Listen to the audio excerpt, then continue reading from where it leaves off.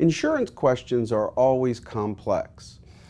When a boating accident occurs, oftentimes the at-fault boater's insurance will cover the injuries as well as the damage to the boat. However, to properly evaluate any insurance claim, an attorney has to look at the policy involved in the boating accident, which would mean that the passenger or the person who owns the boat would come in and sit down with their policy so we could look to see and properly evaluate the proper coverage that a particular person would have.